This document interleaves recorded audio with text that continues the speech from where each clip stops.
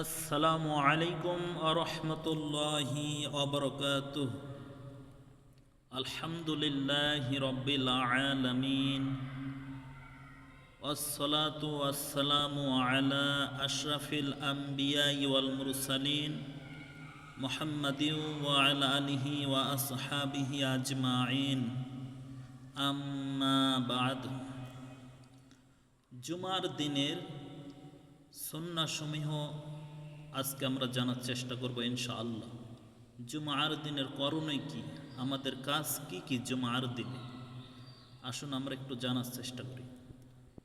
জুমার দিনের প্রথম নাম্বার কাজ হলো ফজরের নামাজ জামাতে আদায় করা। জুমার দিনের কাজ হলো মেসওয়াক করা।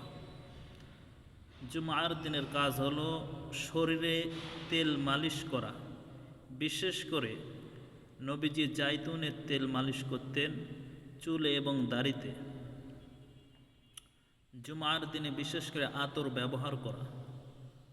জুমার দিনে বিশেষ করে সুন্দর পরিষ্কার জামা পরিধান করা। জুমার দিনে বেশি বেশি দরুদ পড়া। জুমার দিনে সূরাতুল কাহাফ তেলাওয়াত করা। জুমার দিনে মসজিদে আগে আগে যাওয়া। জুমার দিনে মানুষের ঘাড় ডিঙ্গিয়ে সামনে না যাওয়া। জুমার দিনে মসজিদে প্রবেশ করে 2 রাকাত নামাজ আদায় করা। জুমার দিনে চুপ করে খুতবা শোনা।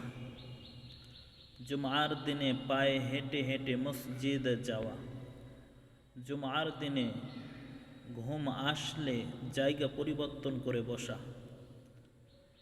জুমার দিনে আসরের পরে এবং মাগরিবের আগে দোয়া করা। এই সময় মধ্যবর্তী সময় দোয়া কবুল হয়। আল্লাহ পাক এই জুমার দিনের কাজগুলি, এই আমলগুলি আমাদের সবাইকে আমল করার তৌফিক দান করেন। সকলে বলেন আমিন। ওমা তৌফিক ইল্লা বিল্লাহ, আলাইহি তাওয়াক্কালতু ওয়া ইলাইহি উনীব।